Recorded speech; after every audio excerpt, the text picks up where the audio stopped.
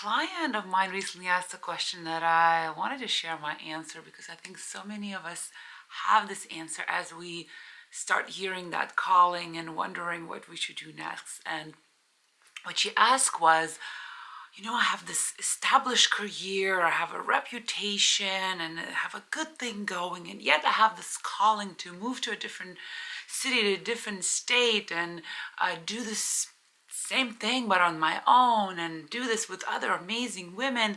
And, I wonder if I'm gonna regret this. Maybe the grass is not greener on the other side, and I will left with no option, no choices, and will struggle. What are your thoughts on that, Rasa? And as she asked me this question, I remember having exactly the same thoughts when I was contemplating whether I should follow my calling to work with people, to work in the personal development space, and leaving my established career in finance. And as I pondered on this answer, my answer to her was, the grass is not greener on the other side. It's just completely different. And the best analogy or comparison that I can think of at the moment was running. When I think of running, and I remember myself being in the corporate career, and I would compare it to going in the gym, getting on the treadmill, and going, because I needed to burn calories. Versus I compare stepping into your calling and doing what you love is signing up for a marathon because you were excited about it, because you were called to do it, because you were excited to challenge and to stretch yourself to the next level.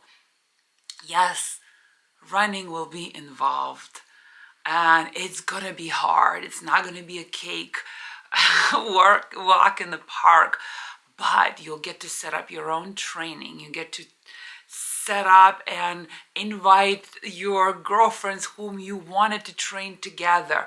You're gonna challenge yourself. You're gonna expand and grow in the process.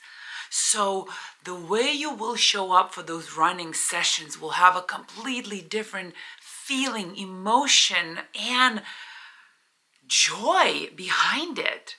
So yes, it will be work. Yes, it will be hard. Yes, there will be days you're not going to want it to get up. But at the end of the day, you are going to be expanding in the next version that you are. And the work will start feeling like work. And instead, you're doing this because there is so much joy in the process. Regardless whether there's setbacks and doubts and fears and worries, you are becoming a stronger and better version of yourself and coming and expanding and going through them. So, to sum it up, we are here for our greatest growth and expansion.